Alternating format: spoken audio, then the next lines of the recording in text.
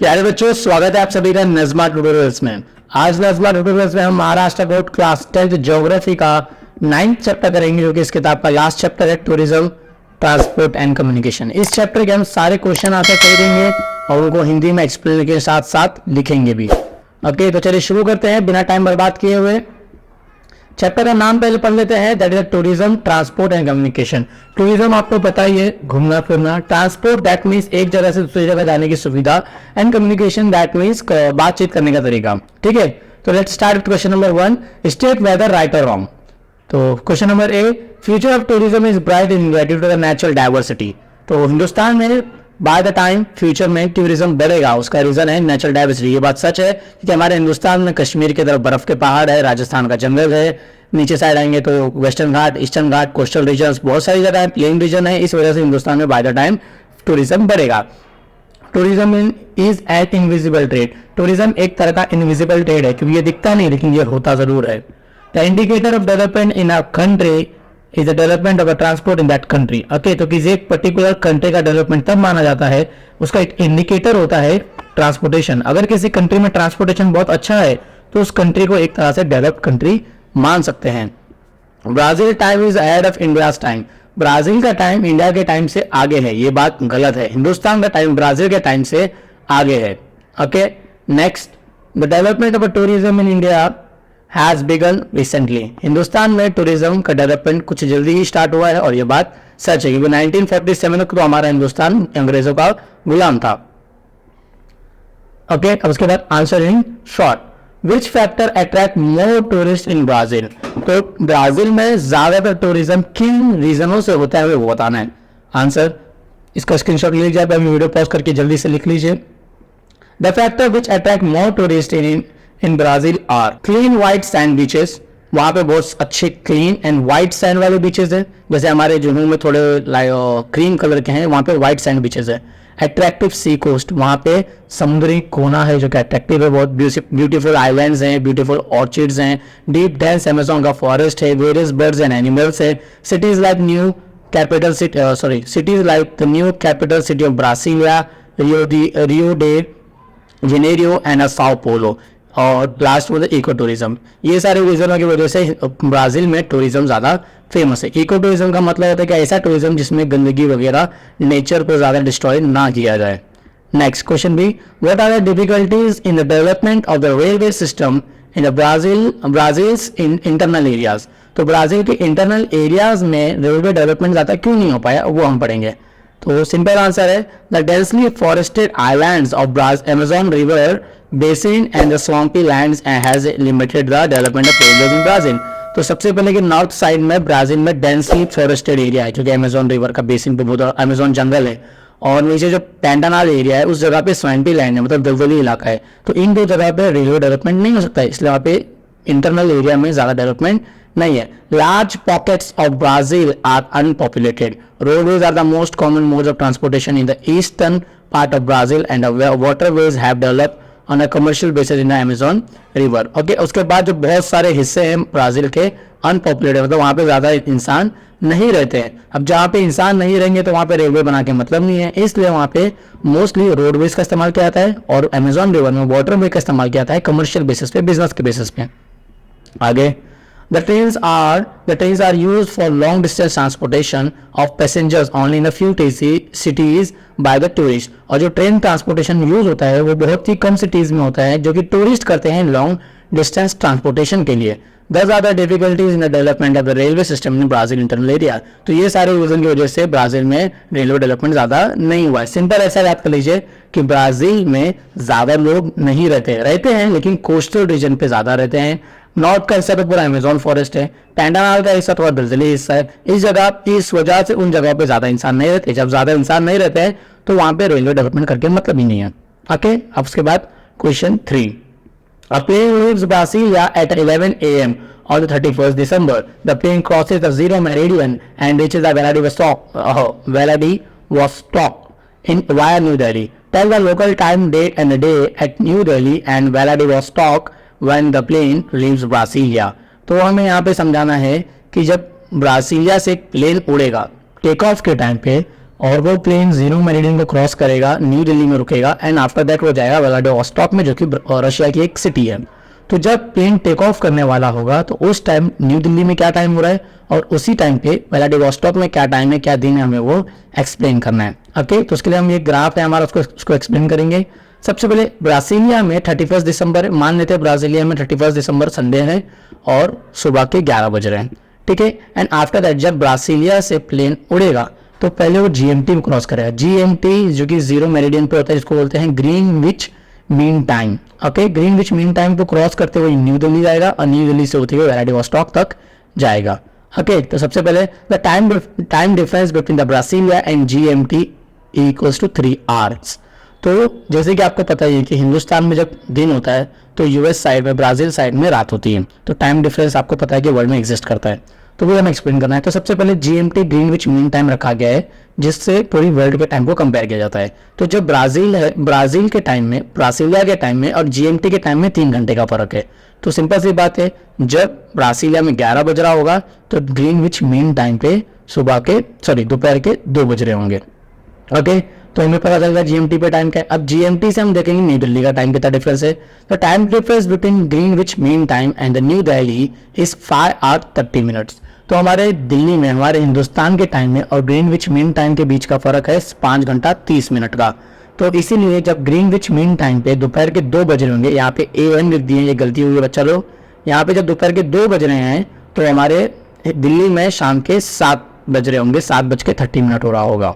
Okay, और date हो रही रहेगा संडे का, क्योंकि जो 12 बजे क्रॉस नहीं हुआ है। तो हमें पता चल रहा है कि ब्रासीलिया में 31 दिसंबर संडे को सुबह के 11 बज रहे हैं, तो ग्रीनविच मीन टाइम पे 31 दिसंबर संडे दोपहर के 2 बज रहे हैं, और हमारे नई दिल्ली में 31 दिसंबर संडे शाम के 3:30 बज रहे हैं। अब उसके बाद क्या करेंगे, हम न्यू दिल्ली से व्लादिवोस्टॉक तक का टाइम देख लेंगे।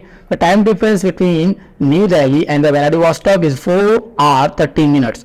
तो हमारे हिंदुस्तान न्यू दिल्ली के टाइम में और व्लादिवोस्टॉक रशिया के टाइम में 4.5 घंटे का फर्क है।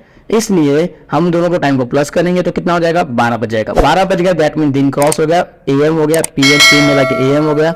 जब AM हो गया दैट मीन्स डे बदल गया, और इस वजह से जब ब्रासीलिया में 31 दिसंबर संडे को सुबह के 11 बज रहे होंगे, ग्रीनविच मीन टाइम पे 31 दिसंबर संडे दोपहर के 2 बज रहे होंगे, न्यू दिल्ली में 31 दिसंबर संडे शाम के 7:30 बज रहे होंगे, और व्लादिवोस्टॉक में दिन बदल गया, इसलिए 1 जनवरी मंडे सुबह के 12 बज रहे होंगे। ओके, अभी जैसे कि 2024 में मंडे होगा 1 जनवरी को, तो आप लोग देख लीजिएगा कि जिस टाइम पे दिल्ली में शाम के 7:30 बज रहा होगा, मतलब मुंबई में भी जब शाम के 7:30 बज रहा होगा, उस टाइम पे व्लादिवोस्टॉक में न्यू ईयर हो चुका होगा।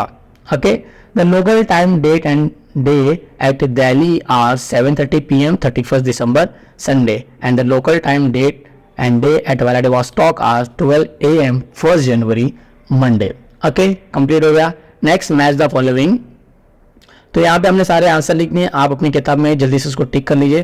पहले का आंसर D है, दूसरे का आंसर C है, तीसरे का आंसर A है, चौथे का आंसर B है। चलिए मूव करते हैं नेक्स्ट क्वेश्चन पे। Question number 5, give geographical reason. Question A, eco tourism is being developed more in Brazil.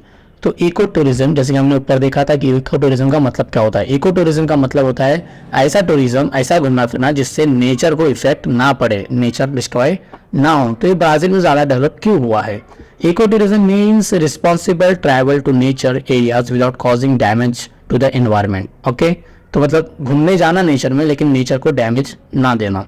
Brazil has a large number of vegetation species in the world including Amazon, the largest rain forest of the world and the great diversity of the wild life. तो Brazil में बहुत ज़्यादा natural diversity मिलती है, मतलब बहुत ज़्यादा किस्मों के पहाड़ बोलो पेड़ पौधे मिलते हैं। एंड ऑल्सो जब इतना बड़ा जंगल है इसलिए हमें बहुत ज़्यादा टाइप्स के एनिमल्स भी मिलते हैं, वाइल्ड लाइफ भी मिलती है। It has clean white sand beaches, attractive sea coast, beautiful islands and orchids. Okay, तो वहाँ पे बहुत सारे खूबसूरत साफ सुथरे वाइट सैंड के बीचेस भी हैं, सी कोस्ट भी है, ऑर्चिड्स भी हैं।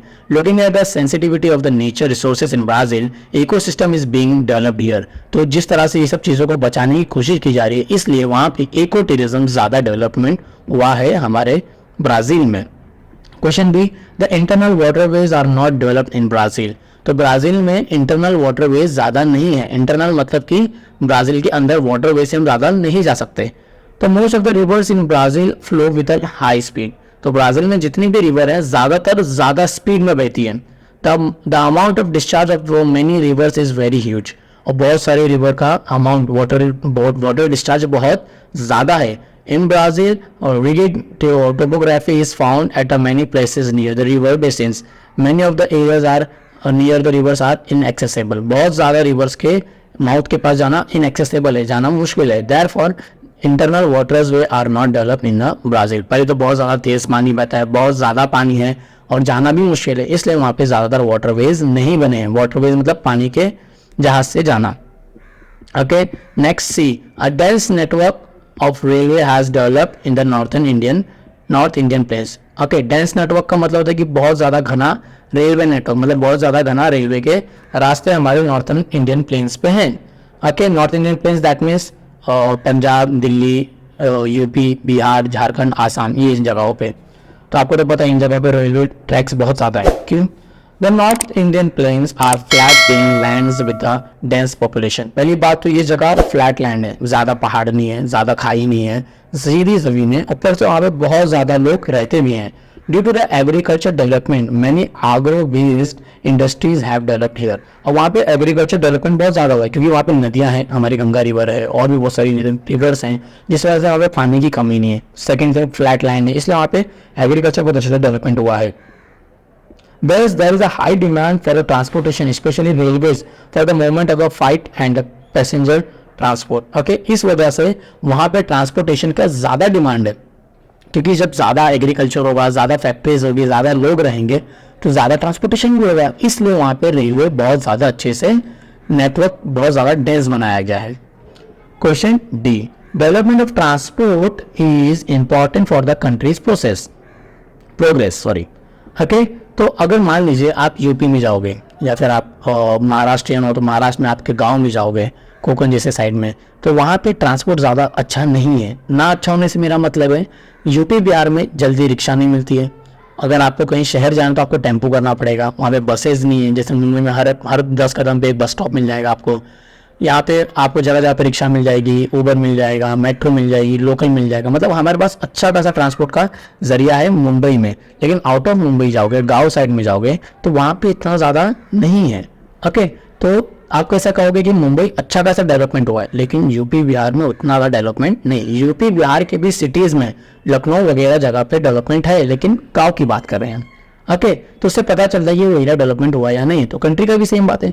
Transport modes help in the movement of humans, animals and goods for the one location to another location. एक जगह से कोई भी चीज़, इंसान को, सामान को, जानवरों को लेके जाने के लिए ट्रांसपोर्ट बहुत ज़रूरी है। Transport enables social, economical and cultural development of the country. तो ट्रांसपोर्ट से क्या होता है, सोशल और इकोनॉमिकल दैट मीन्स कि बिजनेस बढ़ता है। अगर हम देखेंगे कि एक जगह पे, मान लीजिए यूपी में एक अच्छा खासा कंपनी है और उसके सामने से रेलवे ट्रैक है, तो वहाँ पे कंपनी खोलना आसान होगा, क्योंकि हम कंपनी से, फैक्ट्री से सामान बना के डायरेक्ट रेलवे के जरिए उसको भिजवा सकते हैं। अगर ऐसी जगह पे फैक्ट्री खोल ले जहाँ पे रेलवे नहीं है, रोड भी अच्छे नहीं है, तो आप सामान तो बना लोगे, लेकिन सामान भेजोगे कैसे? और रॉ मटेरियल आपके पास कैसे आएगा?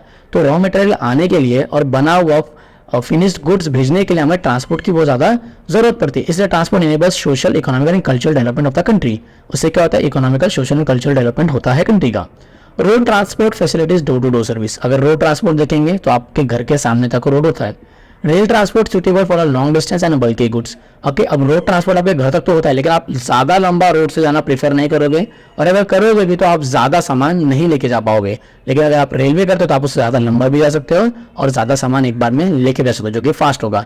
Water transport plays an important role in the international trade and suitable for the bulky goods. Okay, अभी जो इंटरनेशनल ट्रेड होता है, जैसे कि आप यूएस से कुछ मंगा रहे हो या फिर यूएस में कुछ भेज रहे हो, तो अगर हम उसको ट्रेन से भेजेंगे तो पहली बात तो ट्रेन का रास्ता ही नहीं है यूएस तक, बीच में समुद्र आता है, अटलांटिक ओशन। ओके, और अगर हम एरोप्लेन से भेजने की कोशिश करेंगे तो एरोप्लेन बहुत ज़्यादा एक्सपेंसिव पड़ेगा, और सेकंड थिंग लिमिटेड गुड्स होगा, ज़्यादा गुड्स हम एरोप्लेन में नहीं भर सकते। लेकिन जो हमारा वाटरवे होता है, जो हमारी क्रूज की शिप्स होती है, उसमें बहुत ज़्यादा सामान एक साथ में जा सकता है। इसलिए वाटर ट्रांसपोर्ट इंटरनेशनल ट्रेड के लिए बहुत ज़्यादा अच्छा है, और एक बार में हम बल्कि गुड्स, ज़्यादा सामान भी भेज सकते हैं।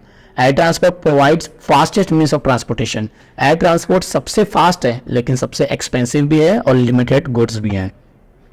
चलिए क्वेश्चन ये करते हैं, we rely on the sea route for the international trade. Okay, अब हम इंटरनेशनल ट्रेड करने के लिए हम क्या करते हैं, पानी का रास्ता इस्तेमाल करते हैं। जस्ट मैंने ऊपर आपको समझाया कि पानी के रास्ते से हम ज़्यादा सामान और सस्ते में भेज सकते हैं एज़ कम्पेयर टू हवाई जहाज़ के रास्ते। अब हर जगह पे हमारा रेलवे नेटवर्क नहीं है, जैसे कि हमारा पाकिस्तान में रेलवे है, पाकिस्तान तक हम रेलवे से जा सकते हैं, अफगानिस्तान, चाइना और म्यांमार, ये सब कंट्रीज में हम रेलवे से जा सकते हैं। लेकिन उससे दूर चले जाएंगे, अगर हम यूएस देख लो, जापान देख लो, जापान में एक आइलैंड है, वहाँ पे भी हम रेलवे से नहीं जा सकते। इसलिए इंटरनेशनल ट्रेड करने के लिए समुद्री रास्ता ज़्यादा आसान होता है और ज़्यादा अच्छा होता है। Waterway is the cheapest mode of transportation for bulky and perishable goods for long distance. Okay, तो वाटरवे सबसे सस्ता है और एक बार में हम ज़्यादा सामान भी भेज सकते हैं। International trade include import and export of the goods. International trade का मतलब होता है इंपोर्ट करना और एक्सपोर्ट करना। India is surrounded by Bay of Bengal, Arabian Sea and Indian Ocean. Therefore, we have a long coastline. अब हमारे हिंदुस्तान में 3 सीज मिलते हैं, 2 सीज एक ओशन है, that is Arabian sea, bay of Bengal and हमारे सामने का इंडियन ओशन। इस वजह से हमारे पास अच्छी खासी लंबी कोस्ट लाइन है। इस वजह से हमारे यहाँ पे इंटरनेशनल ट्रेड करने के लिए हम समुद्री रास्ता चूज करते हैं। So we rely on the sea routes for the international trade. Okay बच्चों लोग, मैंने क्वेश्चन नंबर 5 कंप्लीट कर दिया। आप क्वेश्चन नंबर 6 पे पढ़ेंगे। आपने स्क्रीनशॉट ले लिया होगा। अगर आपने स्क्रीनशॉट नहीं लिया तो वीडियो वापस से रिवाइंड करके वीडियो को पॉज करके लिख लीजिए। Question A, water transport in Amazon and the Ganga river. हमें यहाँ पे डिफ्रेंशिएट करना है कि गंगा रिवर में वाटर ट्रांसपोर्ट कैसा है एंड अमेजॉन रिवर में वाटर ट्रांसपोर्ट कैसा है। सबसे पहला, Amazon river is a navigable out of its course during gentle slope. तो हम अमेजॉन रिवर में नेविगेशन कर सकते हैं, दैट मीन्स पानी का जहाज लेके जा सकते हैं, क्योंकि उसका स्लोप क्या है, ज़्यादा स्टीप नहीं है, जेंटल है। River Ganga is navigable only in its middle and the lower courses of is gently as compare to its upper course. Okay, तो जो हमारी गंगा रिवर है, गंगा रिवर स्टार्ट होती है गंगोत्री से, गंगोत्री ग्लेशियर से, एंड आफ्टर दैट वो उत्तराखंड से होते हुए नीचे आती है। अब आपको पता है उत्तराखंड बहुत ज़्यादा हाई एल्टीट्यूड पे, वहाँ पे बहुत ज़्यादा बड़े बड़े पहाड़ हैं, इसलिए वहाँ की रिवर का भी, जो गंगा रिवर है, वहाँ पे उसका कोर्स भी कैसा है, बहुत ज़्यादा स्टीप है, जिस वजह से वहाँ पे पानी का जहाज हम लेके जा नहीं सकते। लेकिन नीचे साइड आएंगे, यूपी साइड में, वहाँ पे स्लोप जेंटल हो चुका है। नीचे जाएंगे बांग्लादेश साइड में, बिहार साइड में, वहाँ पे स्लोप जेंटल हो चुका है। इसलिए रिवर गंगा में मिडल में और लोअर कोर्स में हम पानी का जहाज लेके जाते हैं। Boats play from Iquitos in Peru to the its mouth that is approximately 3700 kilometre. तो ब्राज़ील में ये एक रोड बताया, इक्वेटोस, जो पेरू में एक जगह है, पेरू में एक सिटी इक्वेटोस, वहाँ से लेकर उसके माउथ तक, मतलब जहाँ पे जाके समुद्र से मिल रही है, जो कि अराउंड 3700 किलोमीटर का है। यहाँ पे ब्राज़ील में बोट्स चलती है, और हमारे हिंदुस्तान में boats play from Allahabad to Haldia that is approximately 1620 kilometre. Okay, तो हमारे हिंदुस्तान में इलाहाबाद से लेकर हल्दिया तक पानी का जहाज चलता है, जो कि अराउंड 1620 किलोमीटर है। River Amazon is used for the navigation between the Brazil and neighbouring country. तो अमेजॉन रिवर हम ब्राज़ील के लिए और ब्राज़ील की नेबरिंग कंट्री के लिए भी यूज़ करते हैं, हम नहीं, दैट मीन्स ब्राज़ील के लोग। और river Ganga is used for inland transportation only. Okay, तो जो हमारी गंगा रिवर है, गंगा रिवर हमारे हिंदुस्तान में ही है, इसलिए हिंदुस्तान में गंगा रिवर बस इंटरनल ट्रेड के लिए होता है, उसके ज़रिए हम इंटरनेशनल ट्रेड नहीं करते हैं। Next, communication in Brazil and India. तो इंडिया का कम्युनिकेशन कैसे है, ब्राज़ील का कम्युनिकेशन कैसा है, वो देखना है हमें। चलिए इसका भी आप जल्दी से स्क्रीनशॉट ले लीजिए, छोटा सा ही आंसर है।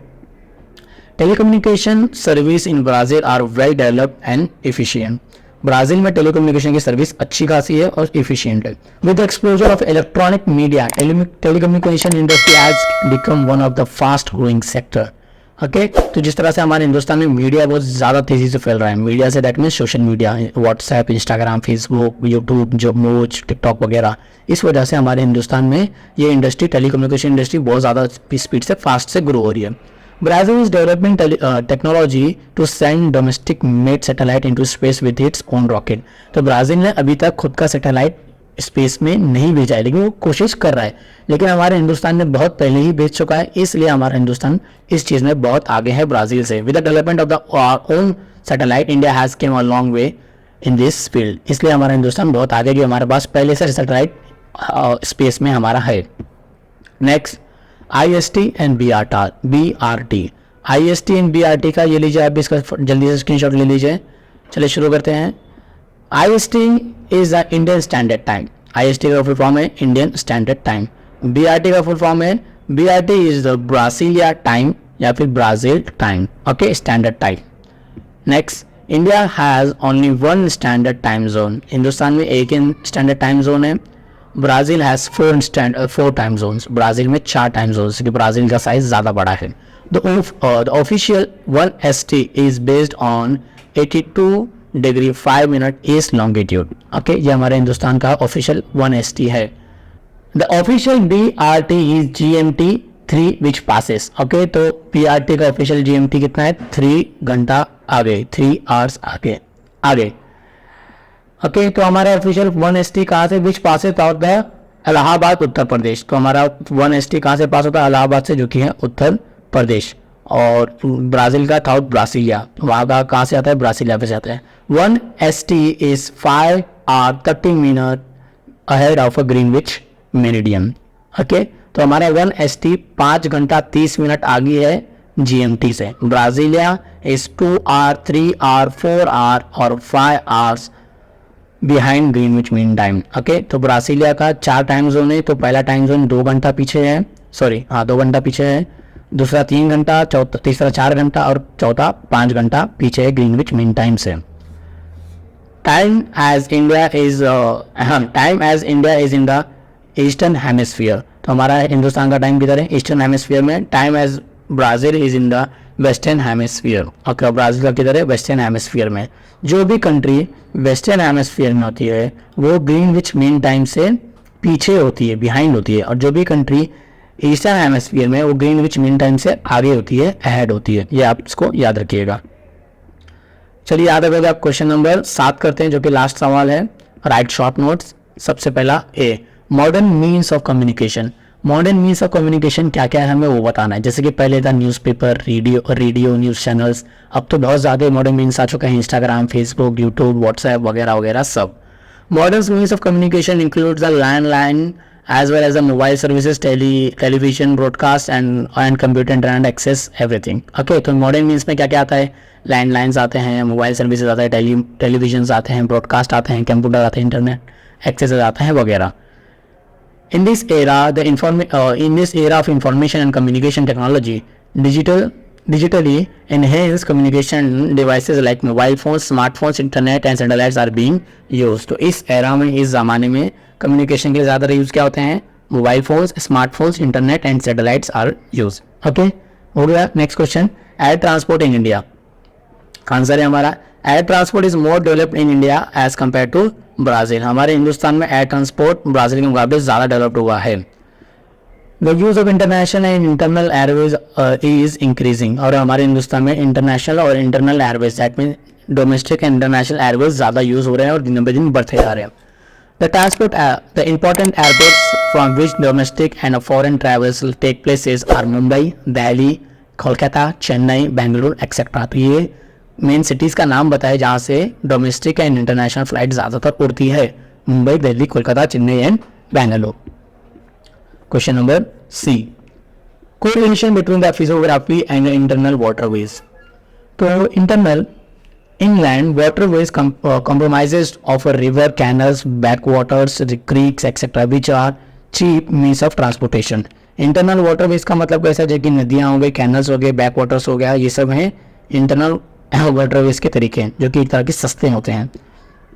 Deep waters, general slopes, absence of a rapid and waterfalls and a long course of rivers are a favorable factor for the development of internal waterways, okay. अगर डीप वाटर है, पानी बहुत गहरा है, जेंटल स्लोप है, ज़्यादा ढलान नहीं है, absence of rapids and waterfalls, और वहाँ पे जगह जगह पे वाटरफॉल्स नहीं है। अगर मान लीजिए कि स्लोप जेंटल है, ढलान ज़्यादा नहीं है, पानी भी गहरा है, लेकिन हर 10 किलोमीटर के बाद एक वाटरफॉल है, तो वहाँ पे वाटरवेज नहीं बन पाएंगे, सिंपल सी बात है ना। तो ये सब फैक्टर्स डिपेंड करते हैं वाटरवेज के डेवलपमेंट होने के लिए। तो ये हमारे हिंदुस्तान की रिवर्स में ज़्यादातर एब्सेंस है, ये सब नहीं है, और ये सारे फेवरेबल फैक्टर्स हैं development of waterways, internal waterways. The longest waterway in the world is developed in the Amazon river in Brazil which is navigable for around 3700 kilometre. तो दुनिया का सबसे लंबा वाटरवे है जो कि ब्राज़ील में है, अमेजॉन रिवर में है, जो कि अराउंड 3700 किलोमीटर लंबा है। उसके बाद perennial river like Ganga in India is navigable in the its lower course, but the peninsular rivers are not used due to the shallow waters, shorter courses and seasonal nature etc. तो हमारे हिंदुस्तान में Ganga river में तो waterways का इस्तेमाल किया जाता है, लेकिन बाकी जो रिवर्स छोटी छोटी हैं, स्लोप ज़्यादा हैं, वाटरफॉल्स वगैरह हैं, बोल के उन रिवर्स में ज़्यादातर नहीं किया जाता है। और सेकेंड थिंग तो वो सीजनल है, मतलब बरसात में बहुत पानी है, अदरवाइज पानी नहीं है। Last question, question number D, importance of standard time. अब स्टैंडर्ड टाइम इंपॉर्टेंट क्यों है? स्टैंडर्ड टाइम इंपॉर्टेंट होने का रीज़न ये है, देखिए कि अगर हमारा हिंदुस्तान देखें तो एक ईस्ट में आता है आसाम और वेस्ट में आता है गुजरात। आपको पता है कि सूरज ईस्ट से उगता है, दैट मीन्स आसाम में एज कम्पेयर टू गुजरात ज़्यादा जल्दी सुबह होगी। तो अगर हमारे एक जगह का पर्टिकुलर टाइम देखते चलेंगे तो ऐसा हो जाएगा कि कोई बहुत बड़ा इवेंट हो रहा है और उसका टाइम सुबह के 9 बजे रखा गया है। तो जब आसाम में सुबह के 9 बजे होंगे, उस टाइम तो गुजरात में शायद 8 बज रहा होगा, 7 बज रहा होगा, 7:30 बज रहा होगा। तो इससे कंफ्यूजन होगा एक कंट्री में 2 टाइम होने से। तो ये कंफ्यूजन ना रहे, इसलिए बनाया जाता है स्टैंडर्ड टाइम। स्टैंडर्ड टाइम का मतलब कि बीच की एक सिटी पकड़ी जाएगी, उसके हिसाब से ही टाइम चलाया जाएगा। ना वेस्ट देखेंगे ना ईस्ट देखेंगे, पर्टिकुलर एक स्टेट लिया जाएगा, एक कंट्री एक स्टेट सिटी ली जाएगी और उसके हिसाब से ही पूरी कंट्री का टाइम चलेगा। ओके, तो स्टैंडर्ड टाइम, चलिए आंसर देखते पे। Standard time is the official time and is commonly accepted all over the country और अ रीजन। तो स्टैंडर्ड टाइम एक कंट्री के लिए रखे गए तो पूरी कंट्री में एक्सेप्टेबल होगा, या फिर रीजन के लिए रखे गए तो उस पूरे रीजन में वही टाइम चलेगा। The importance of standard time is the most if the country has a vast longitudinal extent, since there will be a great differences between the time of its places located in the eastern and the western part। जैसे हमने देखे आसाम और गुजरात, अगर लंबी तो longitudinal extent ज़्यादा है तो आसाम में कुछ और टाइम हो रहा होगा और गुजरात में कुछ और टाइम हो रहा होगा। तो ये कंफ्यूजन ना हो, इससे स्टैंडर्ड टाइम बनाया जाता है। It helps in making the proper schedules to travel, business meeting, cooperating the functions of the various organization etc। तो इससे क्या होता है, हमें हेल्प मिलती है शेड्यूल बनाने के लिए, बिजनेस मीटिंग्स हो गई या फिर अनाउंसमेंट हो गया वगैरह वगैरह। मान लीजिए अगर मोदी साहब बोलेंगे कि रात के 9 बजे लाइव आना है, तो उस टाइम गुजरात में अलग टाइम हो रहा है, आसाम में अलग टाइम हो रहा है, तो सब लोग अलग अलग टाइम पे लाइव आएंगे। और अगर हम स्टैंडर्ड टाइम नहीं रखेंगे तो हर एक स्टेट के लिए एक एक पर्टिकुलर टाइम अपलोड करना पड़ेगा, तो ये बहुत ज़्यादा कंफ्यूजन क्रिएट करेगा, इसलिए स्टैंडर्ड टाइम बनाया जाता है। The standard time helps in avoiding confusion regarding day, time and date. Okay, इससे स्टैंडर्ड टाइम बना जाता है ताकि हमें कंफ्यूजन ना हो डे में, डेट में एंड टाइम में। ओके बच्चा लोग, तो इसी के साथ ये चैप्टर भी कंप्लीट होता है। बच्चों, तो इसी के साथ आज का हमारा लेक्चर खत्म होता है। लेक्चर के साथ आज ज्योग्राफी की क्लास 10th महाराष्ट्र बोर्ड की किताब भी खत्म होती है। हमने सारे चैप्टर इसी तरह से एक्सप्लेन करके यूट्यूब पे अपलोड किए हैं। आपको हमारी प्लेलिस्ट में ऊपर अभी आई दिखेगा, वहाँ पे हमारी प्लेलिस्ट में आपको सारे आंसर, सारे चैप्टर हिंदी में एक्सप्लेनेशन के साथ मिल जाएगा। और अगर आपने हमारे आंसर्स का स्क्रीनशॉट नहीं लिया, तो अगर आपने स्क्रीनशॉट नहीं लिया तो कोई बात नहीं, आप हमारा एप्लीकेशन डाउनलोड कर सकते हैं। आपको हमारी एप्लीकेशन में सारे आंसर, सारे PDF फ्री में मिल जाएंगे विदाउट एनी पेमेंट। आपको बस हमारा एप्लीकेशन डाउनलोड करना है, उसको में लॉगिन करना है। लॉगिन करने के बाद ई-लाइब्रेरी में आपको geography, history, science, English, maths, geography, सारे सब स्टैंडर्ड के महाराष्ट्र बोर्ड के क्वेश्चन आंसर की डाइजेस्ट मिल जाएगी। दैट मीन्स आपको नवनीत की गाइड या कोई और भी कंपनी की गाइड्स खरीदने की जरूरत नहीं है। आपको इन PDF में सारे क्वेश्चन आंसर मिलेंगे जो कि परफेक्टली करेक्ट हैं, इनको कोई गलत साबित नहीं कर सकता है। ओके बच्चों, तो इसी तरह से फ्री में एजुकेशन पाते रहिए, आगे बढ़ते रहिए, वीडियोस देखते रहिए, शेयर करते रहिए, हमें हेल्प करते रहिए ग्रो होने में। आपका एक सब्सक्राइब भी मुझे बहुत मोटिवेशन देता है इस तरह की वीडियोस बनाने के लिए। तो please like, comment, share, subscribe, लोगों को भी बताइए, खुद भी सीखिए, उनको भी सिखाइए। तो इसी के साथ हम चलते हैं। Thank you so much. और नेक्स्ट वीडियो में हम हिस्ट्री का स्टार्ट करेंगे, हिस्ट्री के सारे क्वेश्चन आंसर एक्सप्लेन करेंगे। तो बेल आइकन जरूर दबाइए ताकि आपको सारे क्वेश्चन आंसर हिंदी में एक्सप्लेनेशन के साथ मिलते रहे। Thank you so much, take care.